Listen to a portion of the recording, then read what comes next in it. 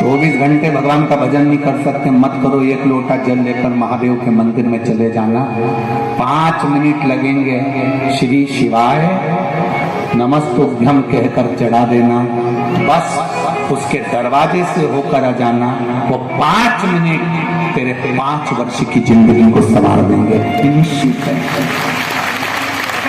5 minute से ज्यादा नहीं लगता, 5 मिनट 10 मिनट। मंदिर अगर दूर होगा तो 10-12 मिनट लगेंगे।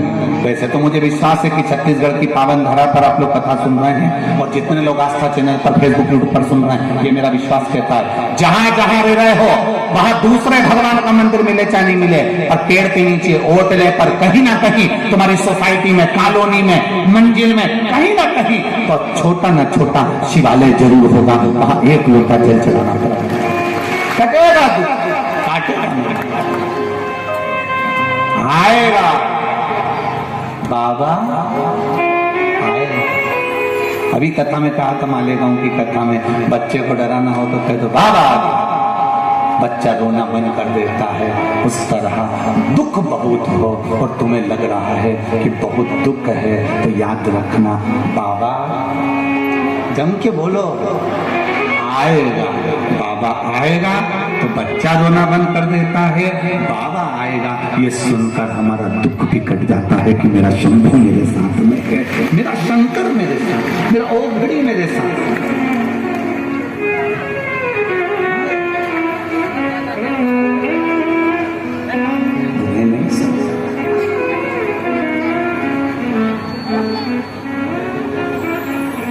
और जब वो आएगा तो जीवन का सुख अपने आप समझता है, जब उसकी भक्ति बढ़ती है। एक राजा कर्ण के मरने का चरित्र कह रहा है कि एक मरने वाले व्यक्ति को पानी पिला नहीं सका, तो मरा भी ऐसा कि उसी खड्डे में डूबकर, उसी खड्डे में रथ का पहिया फंसकर पटक गया, नीचे गिर गया।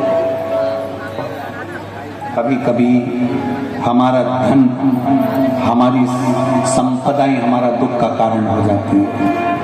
बहुत पैसा होता है, बहुत पैसा होता है, तो कोई उसके बेटे को, पत्नी को, परिवार को कोई ले जाए, क्यों ले गए? पैसे के चक्कर में उठा कर ले गए, ऐसा किडनैप कर लिया, ऐसा धन इतना कमाया था, वो धन ही हमारा विनाश का कारण। धन वो दौलत ही हमारा विनाश है। कहां? शिव जी के सामने नंदी बैठ गया, तप में लीन, साधना में लीन। एक प्रश्न करा है किसी बेटी ने, इस पत्र के माध्यम से प्रश्न किया।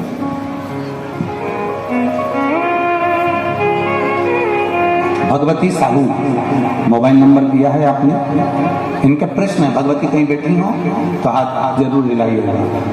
प्रश्न अच्छे हैं आपके, बाबा की कृपा। कहीं बैठी हो तो हाथ जरूर हिलाना। भगवती साहू आप ही ने लिखा, दोनों हाथ हिला देगा। श्री शिवाय नमस्तुभ्यम। आपका पत्र प्राप्त हुआ, बहुत सुंदर प्रश्न है आपका। गुरुजी, पशुपति व्रत में जो 6 दिए लगाए जाते हैं, उसमें बत्ती गोल लगाना चाहिए कि लंबी लगाना चाहिए? प्रश्न बहुत अच्छा है, एक बार जोरदार ताली बजाओ भगवती साहू के लिए, बहुत अच्छा प्रश्न। हमने पहले भी कथा में कहा कि शंकर भगवान के मंदिर में पार्वती भी है, शिव भी, दोनों विराजमान। आप दोनों तरह की बत्ती शंकर के मंदिर में लगा सकते हैं। जहां देवी के मंदिर में अकेली देवी होती है तो वहां पर फिर लंबी बत्ती का क्रम आ जाता है। पितरों की पूजन हो रही होती है, लंबी बत्ती का क्रम आ जाता है। पर जहां पर देवादिदेव महादेव भी हैं, पार्वती भी है, वहां आप गोल भी बत्ती समर्पित कर सकते हो, लंबी भी बत्ती लगा सकते हो, उसमें कहीं दोष नहीं है। फिर आपने वर्णन करा 5वां व्रत पूर्ण होने पर 108 पुष्प या चावल बेलपत्र चढ़ाते हैं। सबको एक साथ चढ़ा देना चाहिए कि एक एक करके चढ़ाना चाहिए? वैसे शास्त्र रीति के अनुसार पशुपति व्रत में जो 5वां सोमवार पूर्ण होगा और आप 108 अगर कोई वस्तु चढ़ा रहे हो तो एक एक कर श्री शिवाय नमस्तुभ्यम, श्री शिवाय नमस्तुभ्यम एक एक कर चढ़ाना चाहिए। एक साथ हाथ में लिया और एक साथ नहीं चढ़ा, एक एक कर समझ। बहुत अच्छा प्रश्न है। एक प्रश्न जो आपने किया था उसका उत्तर इस कथा में चल रहा है। नंदी जो प्रश्न आपने तीसरा करा है उसका उत्तर इस कथा में चल रहा है। ये आप कहते हो कि मंदिर से जाते समय नंदी के कानों में कहकर चले जाओ। बैठिए बैठिए बैठिए। बहुत सुंदर प्रश्न है आपके, बहुत भाव से और आनंद से आपने करा और जनमानस के कल्याण के प्रश्न है। ये केवल आपके लिए नहीं है, ये सबके लिए इतने जोरदार प्रश्न है। जो गलती भी करते होंगे तो उसको सुधार।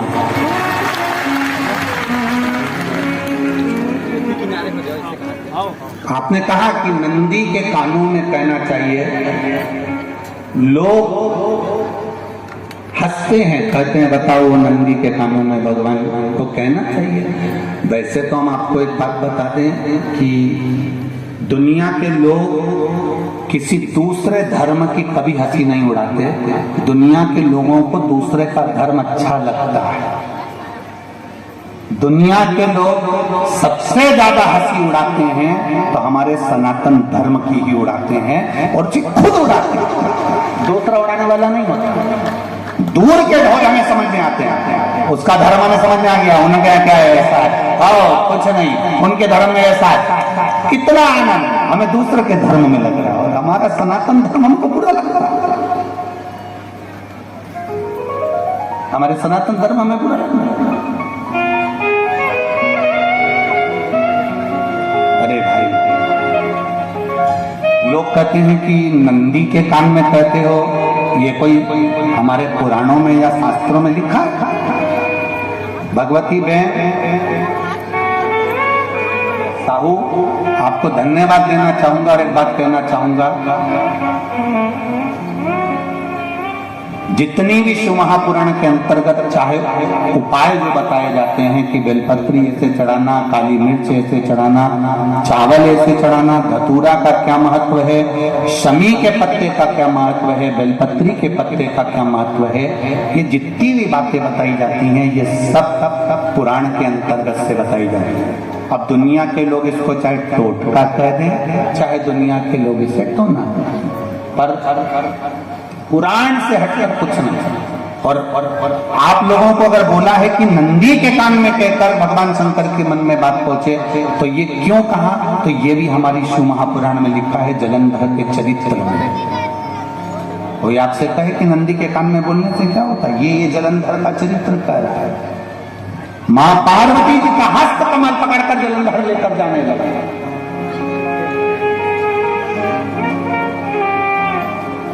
वृंदा का पति लेकर जा रहा है। वृंदा तो भगवान की भक्ति में लीन रहती थी, उसको तो जलंधर को सबसे ज्यादा तकलीफ थी नारायण से, पर शिव के पास आ गया। तो जो ईर्षा प्रवृत्ति अभी कथा में कहा, कोई ऐसा होता है जिसको तुमसे बेर नहीं होता तो ये अंदर से ईर्षा जाग जाती है। कोई ऐसा होगा जिसको अंदर से ईर्षा जाग जाए, अपने आप अंदर से ईर्षा जाए, उसका कोई बेर नहीं। अब ईर्षा जाए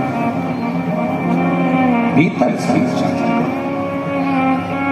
ना आप उससे मिले हो, ना कभी वो आप उसके सामने बैठे हो।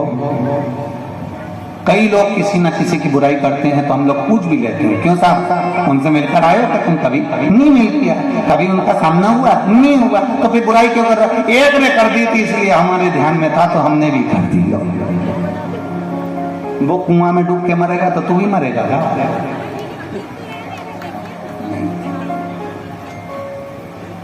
नंदी सामने बैठा, गणेश जी को मालूम पड़ गया, कार्तिकेय को मालूम पड़ गया, माँ पार्वती जी का हस्त कमल जलंधर ने पकड़ लिया और लेकर चला। मालूम पड़ तब नहीं रहा।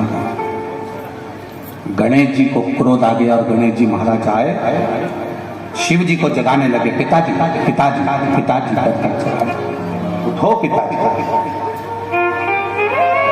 पिताजी उठिए, पिताजी जागिए, पिता को जगा। भगवान शंकर नहीं तप में लीन थे। क्या करें हम,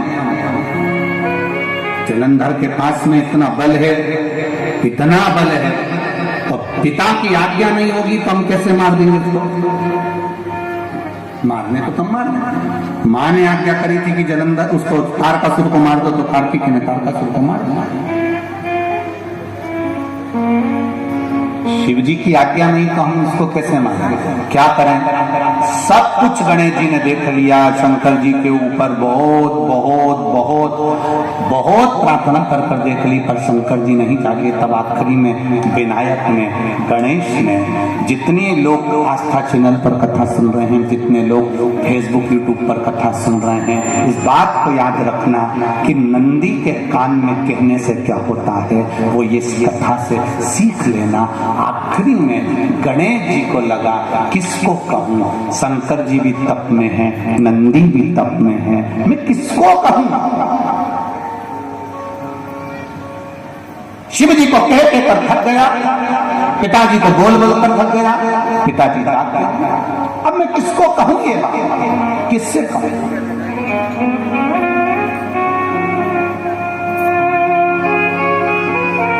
विनायक गए सीधे अब नंदी के पास में। नंदी भी तप में लीन थे, शंकर जी की ओर मुख था, शंकर जी की ओर मुख था। गए और जाकर तुरंत विनायक ने नंदी के कानों में जाकर कहा, नंदीश्वर, मैया का हाथ पकड़कर जलंधर लेकर जा रहा है, पिताजी तप में लीन है, कृपा करिए ना। बस केवल नंदी के कान में कहा, गणेश जी दूर हट गए। नंदी के कान में कहा, शंकर जी के नेत्र खुल गए, शिव जी के नेत्र खुल गए। ध्यान देना जरा, इस शिव महापुराण की, आशुतोष शिव महापुराण की कथा, जो कथा यहाँ कही जा रही है, ये कथा पहले के चरित्रों में सुनने को नहीं मिली होगी। जरा ध्यान देना संवाद पर, जितने लोग आस्था चैनल पर, जितने फेसबुक पर सुन रहे हैं। सनातन धर्म की हंसी उड़ाने वाले कह देते हैं नंदी के कान में कहने से क्या होता है, नंदी के सामने जाकर बोलने से क्या होता है, नंदी के पास बैठकर बोलने से क्या होता है, नंदी के पास बैठकर शंकर जी का मार्ग विचार करने से क्या होता है, दर्शन करने से क्या होता है। वो अच्छे से समझ लेना, जो लोग सनातन धर्म पर उंगलियां उठाते हैं, वो अच्छे से समझ ले इस बात को।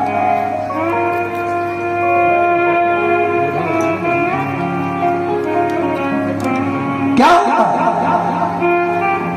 नंदी तप में लीन, शिव जी तप में लीन, शिव नहीं उठ रहे। विनायक ने नंदी के कानों में जाकर कह दिया, नंदी के कान में जाकर कहा, नंदी के नेत्र नहीं खुले, नेत्र किसके खुले? जम के बोलो, महादेव के खुले, शिव जी के खुले। ये मन का तार। नंदी शंकर की आराधना कर रहे थे, शिव अपनी भक्ति में डूबे थे।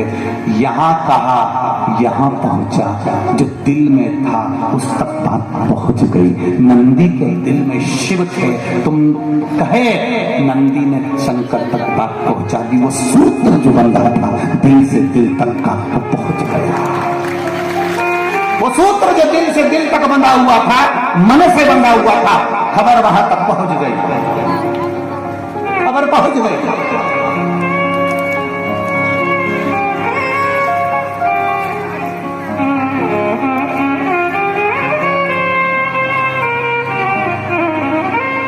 हम कई